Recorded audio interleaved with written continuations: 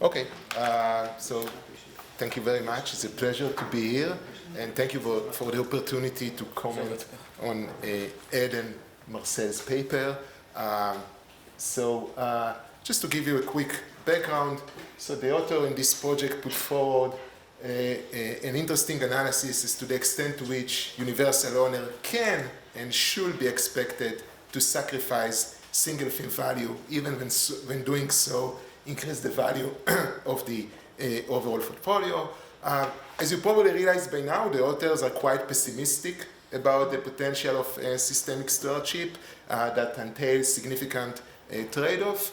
Overall, it's an extremely interesting and rich paper. So if you haven't had a chance to read it, I highly recommended it. I think it's an important contribution to this heated debate about the next stage, right? About the future of corporate governance, which includes systemic stewardship.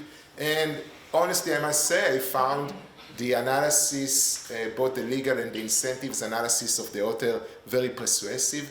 But you know, Benny pays for the dinner tonight, and I have to mention a few comments. And also I'm going to focus, just to give you that, I'm going to focus on comments that are related to portions of the paper that Ed passed upon them more briefly, because I'm going to focus on them because I think they might be relevant to most of the people here, to economists. The first argument, an important argument in the paper, is the limited incentives argument, right? The idea that inducing portfolio firms to reduce environmental externalities will generate a competitive process that at the end of the day will eliminate a substantial portion of the benefits from this action for their other portfolios, and this will leave basically universal owners with the losses. There is also the point that a huge share of the world petroleum reserves is controlled by companies beyond the reach of universal owners, right? State-owned companies and independent oil producers. And this really leads us to questions that you economists always like to discuss: incentives versus actions, right? What people, the incentive that they have and what they do in practice. And if you look at the public statement of the big three, they emphasize the importance of pressuring their companies, the portfolio companies, to curb the greenhouse emission. And this basically raises two questions. A, what do they actually do in that regard, right, to reduce carbon emission? And B, what is the real-life effect of their actions? Are they meaningful, effective to some extent, right? So if we look at the universe of what they are doing, so one important channel is engagement. They conduct it via calls and in-person meetings. BlackRock stated, I mean, you can look at the reports, they stated that in the first quarter of 2022, they conducted 500 engagements around the world on climate issues. These numbers may say something about the seriousness of those engagements, but that's what they said. They have a list of 1,000 companies, high polluters, that they are going to engage with them. State Street said that they are going to conduct 900 engagements. So that's one channel. The other channel is shareholder proposals, right? Just in 2021, they said we support basically both BlackRock and State Street. The big asset manager said that they support about 50% of the environmental and social proposals that submitted to shareholder vote. Here you can see the example of State Street, the red one. There is a general evidence, and a number of studies on that basically they walk the walk, or they deliver on the promises when it's got to voting, because those ESG funds tend to be more supportive of E&S proposals. Although there is also some evidence, and we'll listen to this paper tomorrow, to the presentation of this paper, about strategic voting patterns among those investors. The last important channel that they use is withhold support. All of the big three mention in their guidelines that they are going to withhold support from directors of companies that don't disclose important information on climate risk, that don't put forward climate risk targets, etc.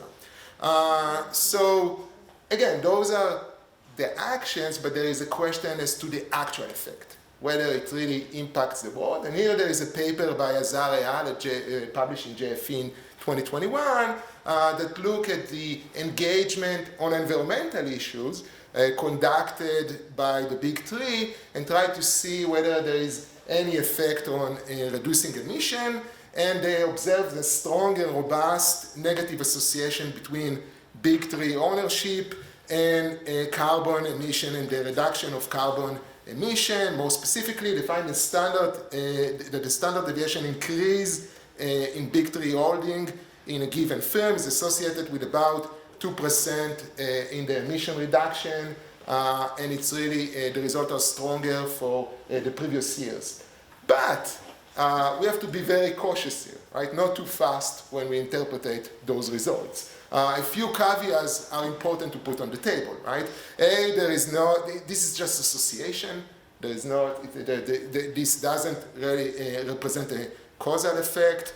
It's unclear whether the reduction in this type of CO2 emissions increase shareholder wealth. It's also unclear whether the monitoring that they are taking is socially optimal. The author themselves explained that we should not expect a 2% decrease in emission across every company in our portfolio. And I think most importantly is that even if we take it as true, the effect is only on companies that are in the index. When we go outside the index, we don't see any effect. And actually, it's related to a point that Ed was making earlier. When we look at what happens to the dirty energy, it just moved to private companies. And there is another paper that was published recently putting forward the phenomena of brown spinning, right? The idea that polluting companies are selling their assets to private firms backed by private equities. As an economist put it forward, right, the first law of thermodynamics states that energy cannot be created or destroyed, but just transferred from one place to another. So the same seems to apply to the energy industry itself, right? So if we look at all of this together, I believe to some extent it provides supports to Ed and Marcel's view that at the end of the day we'll see a very little effect. Okay, and then I would like to address briefly the other interesting arguments that Ed and Marcel are making in the paper, which is that the fiduciary duties problem of the asset managers, right? It's the fact that they are typically manage a wide variety of different portfolios for different clients to whom they own fiduciary duties, and the trade-off strategies mean that whatever they will do will benefit some clients, but can conflict the other. Think about a broad-based ETF versus energy-based ETF.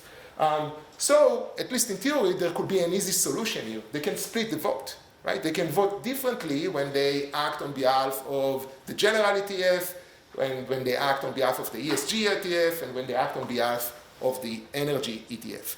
So, I conducted a very short experiment. I looked at the way the different funds of the big three voted on all social and environmental proposals submitted to ExxonMobil and Chevron in 2021. Right? I wanted to see if there is any differences when they acted on behalf of different funds. And guess what? I couldn't find any differences in the voting pattern. They vote exactly the same for the ESG ETF, for the energy ETF, for the broad-based ETF, which again raises the question what's going on here and whether this might be misleading at least to the customers of the ESG ETF. And this really brings us back to kind of a rock point of a potential breach of their fiduciary duties. So just final thoughts, then that's it. There is a question, right? There is a question why would universal owners will do all these efforts, at least that they presented, engagement, voting, withholding, when at the end of the day, the effect is limited. That's an open question. Some people suggest that there might be greenwashing here, or as Lucian Bechuk and Scott Hirst have discussed it, they are pretending that they are doing a lot, but it's probably not too much compared to what they're doing. They might be subject to external pressures from clients, activist shareholders, media, so they do the minimum necessary. They might be engaged in symbolic ESG just to signal the importance to them. And here, a potential effect on the regulation, on their action, may be on regulators, and it connects to the optimistic note at the end of Kahn and Rock paper. So here maybe the idea is that if private ordering initiatives that they are part of to some extent by supporting them are successful, maybe it will impact at the end of the day the way the regulator acts, and in that regard we can look at the SEC proposed climate disclosure rules as might be influenced by that.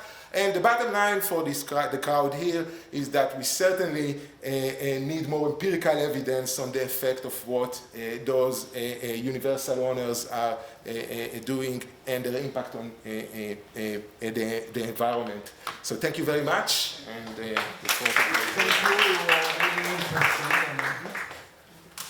you. We have still about 5 minutes if anybody cares to raise a question. What is it?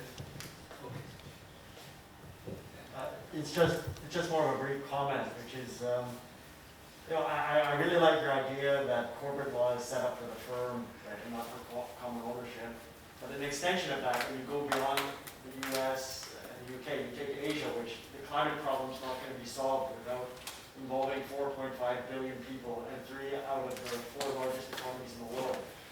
And in Asia, systemic stewardship is not going to work because common ownership is not a big deal, right? So another extension of your thought is that focusing on the firm, which corporate law is set up to do anyways, does have a far greater international appeal than systemic stewardship, which is really limited to the US and the UK and maybe some other places like Australia and Canada at best, right? Which is a drop in the bucket from a climate change perspective. So that's just a thought. One question or point. Do you see any difference between short-term view and long-term view under the analysis that you made about companies, corporate, responsibilities of directors, managers, and others? So I think that's distinctly a second order issue. So corporate law is utterly agnostic on the time horizon over which the board should promote the economic value of the corporation. And we can all think of a variety of circumstances where the optimal strategy is going to be short-term and circumstances where it's long-term. And part of what I think is interesting about the standard corporate law model is it leaves the question of time horizon to the board of directors. So in the grand debate, there's lots of talk about short-termism, long-termism, and so forth. Strikes me as secondary to the core legal question, and not one in which it seems to me it's an odd debate that's not very helpful for a variety of reasons. Mark Rowe has written some very interesting things on this. So it just strikes me as, for my purposes and for these purposes, it strikes me as very much beside the point. Thank you. We have refreshments outside. We have coffee and a break now. If you have any other comments to add, you can speak to him. And also to Colin, you can send him your comments if you have any by mail. So I invite you outside. Okay. So visit.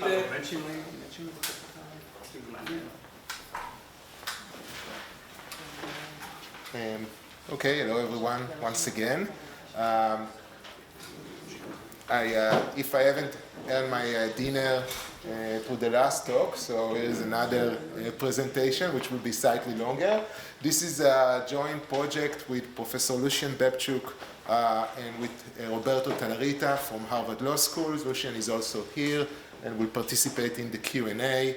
And the name of the project is Stakeholder Capitalism in the Time of COVID. So in the past few years, there is an increasing support for stakeholder governance, and by stakeholder governance, we mean the view that corporate leaders should be encouraged to use their discretion to serve the interests of stakeholders and not just shareholder value maximization. Just a few well-known examples: the Business Roundtable statements on the purpose of corporation express commitment to deliver value to all stakeholders. The World Economic Forum on Davos urged the move to stakeholder capitalism. And Larry Fink, the world's largest asset manager of BlackRock, committed in his annual letters that he sent to shareholders to embrace corporate purpose and serve all shareholders. Now, a major building block in the stakeholderist view relies on the discretionary judgment of corporate leaders, right? The idea that if we give corporate leaders more discretion, they will use it to the benefit of stakeholders. Now, my two co-authors are skeptical of that proposition in a well-known piece that they put forward on the illusory promise on stakeholder governance. They basically say that corporate leaders do not have the incentives to use their discretion to benefit stakeholders beyond what will maximize shareholder value. Why? Because of executive compensation that is mostly tied to the share price, because of their willingness to be re-elected, and for other reasons they discussed in the paper. But at the end of the day, at the core of this dispute, there is an empirical question, right? Can corporate leaders be expected to use the discretion, if it's afforded to them, to protect stakeholder interest? In this project, we turn to examine this empirical question, looking at the context of corporate acquisitions.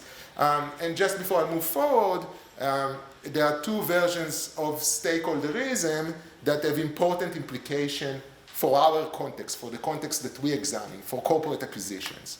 So one version of the stakeholderism, the pluralistic, the purpose-based stakeholderism, that has been advocated by Colin Meyer, that just presented, basically says that corporations should give independent weight to stakeholder interest because it serves an important element of the corporate purpose. And under this view, when a corporation is acquired, the pie should be distributed to the benefit of all stakeholders and thereby advancing the corporate purpose. The second view of the stakeholderism focuses on implicit promises until production theory. Here is the idea that corporations should protect stakeholders because the success of the corporation is a product of a team effort and depends on the ex-ante willingness of stakeholders, such as employees, to invest in the corporation in the first place. So if you want to enhance the prospect of ex-post beneficial sale, stakeholders need to be able to expect that they will be treated well ex-post, right? And based on this reasoning, Schleifer and Summers, Coffey, Stouts, all prominent scholars supported granting some discretion, some power to corporate leaders over acquisition so that they can fulfill this type of implicit promises. So the question, do corporate leaders pay attention to stakeholder interest in acquisitions? That's the major question we examine in this project. In our earlier work, we studied this issue and provided a negative answer to this question. This is a piece that was published in USC Law Review. But after we put it together, some people expressed reservation of some limitation with regard to some limitation of our sample. Because, for instance, we limited the sample only to sell to private equity firms, and those are private equity firms well known by their tactics and laying off employees after the acquisition. We limited the sample to non-Delaware firms that were incorporated in states with constituency statutes, but we know that the majority of the public corporations in the US are actually incorporated in Delaware. And we look at a 20-year period while stakeholderism started to gain traction mostly in the past few years, right? So there were concerns about also the limited economic significance of the sample. And for all of these reasons, in this current study that I'm going to show you shortly, we decided to revisit the subject and examine a setting that we think is particularly fitting for this question, which is the deals in the time of COVID, deals in the time of Corona. And Corona is particularly interesting, Corona time, because all of this happened just against the background of recent pledges made by corporate leaders to consider the interest of stakeholders. So it was just shortly after the Business Roundtable statement and the Davos Manifesto. And in Corona, we know that stakeholders were particularly vulnerable, right, because concerned that they will be laid off. On the other hand, shareholders did extremely well during this period due to the Fed's expensive policies and the rise in the capital market. And in Corona time, corporate leaders and their advisors, right, say explicitly that they are rising to the challenge and looking after their stakeholders. So do they look after their stakeholders in reality? So to test that, we compiled a database of all acquisition of publicly traded companies with a firm value of over $1 billion. So those are all the most important acquisitions that took place in the US during this period. We are looking at an 18-month period from April 1st, 2020. We actually elaborate this sample, we are elaborating it right now, and we have information also about the past few months. So overall, we have data for 2 years, but I'm going to show you what is the current version that was circulated. And our final sample included other than 16 transactions with an aggregate value exceeding $700 billion. So it's really a significant amount. In terms of the sample, we have both acquisition by strategic buyers, which is about 80% of the transactions in our sample, and by private equities. We have both Delaware and non-Delaware firms, and we have companies from all major sectors, geographical regions, etc. We hand-collected, with the help of our dedicated RAs, we hand-collected a lot of information from proxy statements, from other SEC filings, from media publications. I'm going to show you shortly the results. And in the paper, when we present them, we look both as a subset of the largest deal. Those are deals with a transaction value above $10 billion. Those are the example, and the entire sample. Right? So we analyze it for these two samples. So what exactly we found? So we started with looking at the negotiation process. Right? We wanted to confirm that there was real negotiation between the parties, and therefore the corporate leaders could request some protections to stakeholders. So we examined the negotiation process along 5 dimensions. I'm not sure if you can see it, but overall in our entire sample, there was a robust negotiation process. Right? The length of the process was longer than 7 months. In 70% of the cases, there were discussions with another bidder. In 50% of the cases, there were actual offers by other bidders. In the overwhelming majority of the cases, there were multiple offers by the buyer, which led to increase in the price, in the offer price. We also noticed that there were a lot of deal protection devices in those deals, which is the usual one, no shop, no talk, board obligation to recommend the transactions. All of these happened in 97% of the cases. There was termination fee in 95% of the cases. And deal protection are important because they make it more difficult for another potential buyer, right, to emerge, and therefore it increased the freedom of the target corporate leaders to negotiate deal terms that provide some benefits to employees and other stakeholders. So to conclude this part, there was a very meaningful negotiation in those deals. But the question is, for whom these corporate leaders bargain in those deals? So we start with shareholders, and as you can imagine, they bargain for a very nice premium to shareholders. On average, the premium was 34% in all transactions in our deal, with a monetary gain for shareholders exceeding $1.4 billion. That's on average. What about executives themselves? They also, we in the paper, basically we identify 4 common sources of benefits for executives. They receive the premiums, right? Because most of them hold shares in those companies, so they are also entitled to the premium. But they bargain for additional benefits beyond that. So, for instance, they bargain for special bonuses, signings, bonuses, and other type of compensatory bonuses in connection with the transaction, with an average value of $57 million. They bargain for commitment to retain CEO or other top executive in about 1/3 of the deals, and there were also some announced planned in the transaction document to retain additional executive in 50% of the deal. So what we can see is that executive bargain for substantial gains for themselves, and not only through their holding of shares. So to conclude so far, executive bargain for the shareholders, they bargain for themselves. But what about stakeholders, right? Stakeholders that became so important in the past few years. So before I examine what happened to stakeholders in this transaction, there is an important comment to put on the table, right? We collected information from media coverage, from communication made by the company that clearly showed us that in the vast majority of the deal, executives were aware at the time they signed the deal to the risk that the deal could pose to various stakeholders. They recognized those risks, they didn't ignore them, and we provide many examples in the paper. So for instance, here there is a risk of cost reduction, right? Some sort of synergies and basically, when we say synergies, basically what it means, it reduces payoff to common, to other stakeholders post-acquisition, so we clearly recognize this in the vast majority of the deals. That's how they try to market the deal, right? There will be some cost reductions in operating spending. They will eliminate certain duplicative functions.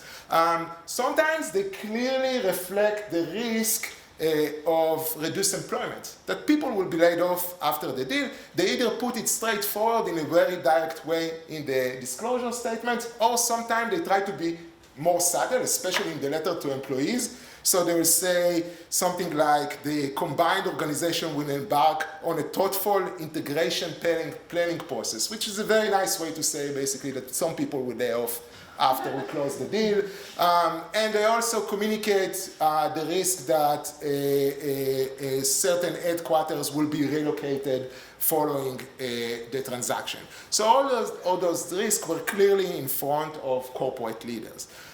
So what happens to stakeholders? We start with employees because employees are constitute an important group of stakeholders. And the bottom line is that corporate leaders made very little use of their bargaining power that I just described you to negotiate protections to employees, right?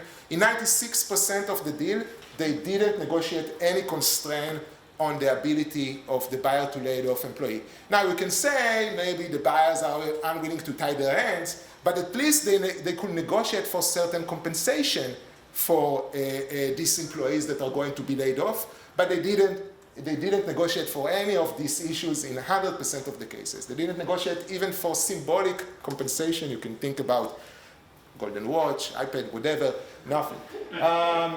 And what did bargain for employees? There was some cosmetic protection. So for instance, a common provision in those agreements is that for certain employees that remain in the company, they will be entitled to the same terms of employment, but this provision is limited usually to 1 year. And most importantly, it's only to employees that stay in the company, and the buyer have the unilateral ability to fire all of those employees whenever he or she wants. So that one cosmetic protection. The other thing that we saw is a small minority bonus. In a small minority of the cases, we saw minor bonuses to employee in connection with the transaction. So think about a pool of bonuses to employees or things like that. But it has really little economic significance. In terms of value, it's less than half. It's less than 0.5% of the premium captured by shareholders. So it's really minor benefit compared to what shareholder gets. Then we check what happened to other stakeholders group that are recognized in the literature: customers, suppliers, creditors, and we find, as you can imagine, that corporate leaders didn't negotiate for any protection for these groups. They also didn't negotiate for any protection for the environment, and in a very small minority of the deals, they negotiate for some soft commitment in favor of local communities. So think about a commitment not to relocate headquarters for a certain period of time. But these commitments always are very vague, are very soft. Here the devil is always in the details, and they are not very detailed. And in any case, they are not enforceable by the local parties because the local parties are not third-party beneficiaries to those agreements. So the bottom line, as you can see, is that there were, in all of those COVID deals that were of important significance, there are very limited protections that were negotiated, corporate leaders negotiate for stakeholders.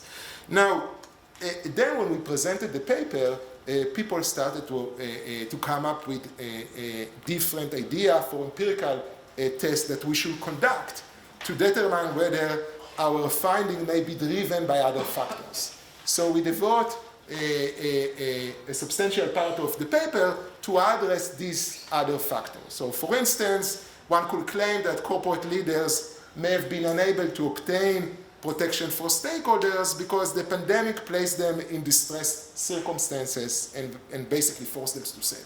So to test this, we examined a subset of companies that were not in distress, right? Either because their bonds were publicly traded at a yield below 5%, or because they did extremely well during the time of COVID and their share increased by more than 20%. And consistent with our hypothesis that corporate leaders do not have incentives to serve stakeholders, we find that stakeholder protection were generally lacking in each of these two samples. We also examined whether what we observed is because of the uncertainty of the pandemic that caused corporate leaders to play it safe and to rush into a deal without engaging in too much bargaining. So what we did here, we looked at all the deals that took place after April 21, right, when we started to use the vaccination of US adult population and the unstoppable threat of pandemic was removed. And again, consistent with our incentive hypothesis, we find that stakeholder protection went generally lacking from this subset. Another thing that we did is we look at all the deals in the year prior to the pandemic, right, where the stakeholderism was already out there in a very strong, expressed in a very strong way, but it was before the uncertainty of the pandemic, and we couldn't find any differences in the sample. Another potential factor is that we don't see stakeholder protections because at the end of the day, executives need to go to shareholder and to get their approval, and they won't approve it. So what we did here is we look at a subset of deals that were approved by very high margin. So it was clear here that even if executives are able to reduce the premium somewhat by providing some protection to stakeholders, the deal will still go through. And even here we find that stakeholder protections were generally lacking from the subset. People also argue that maybe executives were precluded from seeking any protections because doing so will trigger a judicial intervention under the Revlon doctrine, right? So to examine it, we looked at deals that are not subject to Revlon doctrine, either because those are mergers of equal or stock-based mergers, or because those are deals involve targets that are incorporated outside Delaware in jurisdictions that explicitly excluded Revlon. And here we find that, again, stakeholder protection were generally lacking from that subset. Another thing that was raised is that perhaps corporate leaders are discouraged from seeking stakeholder protections by corporate advisors who cautioned against it. So their advisors tell them it's going to be problematic if you explicitly going to prefer stakeholder interest in those transactions. So what we did here, we look at subset of deals that where targets were advised by the perfect stakeholderist counsel, and in our view, it's Wachter Lipton, that clearly express the view that corporate leaders have the discretion to give a weight to stakeholder interest. They do it in all of their memos that they publish and are on the Harvard Law School forum as well. And in those situations, it's clear that the council will not stop the executive from securing certain benefits to stakeholders, but consistent with our incentive analysis, we don't find, even in this subsample, we don't find any stakeholder protection. Lastly, we were thinking maybe perhaps, stakeholder-oriented company are disproportionately absent from our sample. In other words, that we have a selection bias, right? And those who are stakeholder-oriented just stay independent. Their leaders don't initiate a sale of the company that can harm stakeholders. So what we did here, we test a subset of targets in our sample that receive relatively high ESG rating as reflected by above average ranking regarding the treatments of employees. So targets that by general metrics treat employees very well, and collected it from various resources, including Just Capital database and employment impact data. And here we find that stakeholder protection were generally lacking from this subset as well. We also look at the orientation, at the ESG orientation of the buyer, and didn't find different results.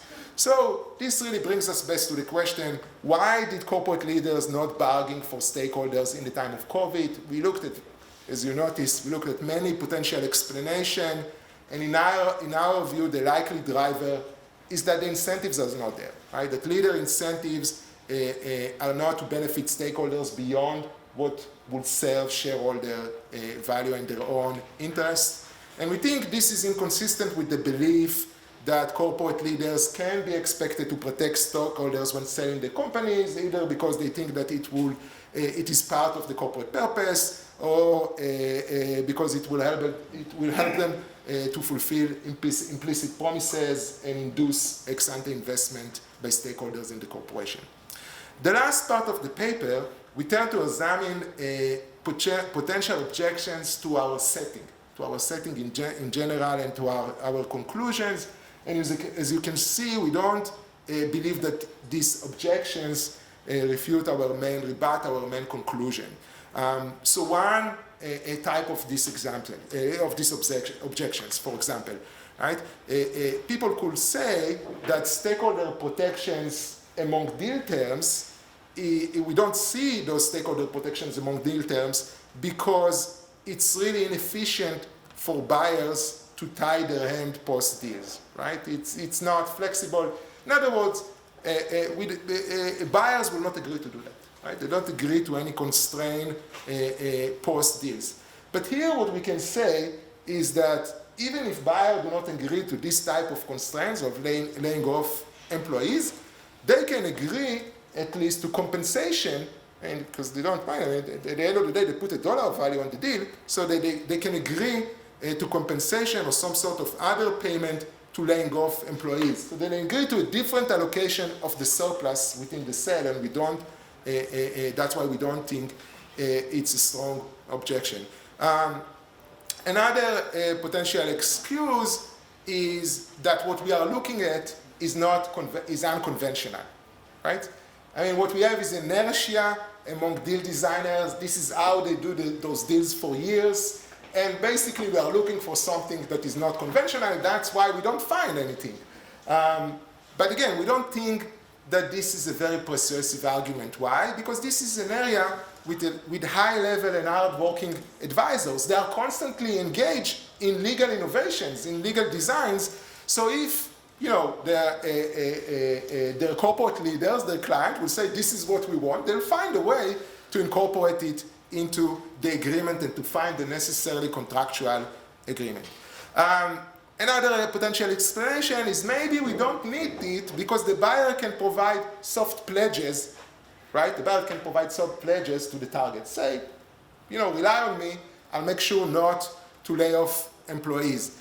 But this is, again, not very persuasive in our view because deal designers, when it comes to their own compensation, think about executive compensation and the rights, they make sure that it's hardwired in the agreements. They don't rely on the soft pledges, although they have the ability to monitor soft pledges to some extent, but they don't rely on it. They want everything to be written in the agreement, so why should it be different when it comes to stakeholders who are mostly vulnerable to the breach of these soft pledges? Think about employees or environment, etc.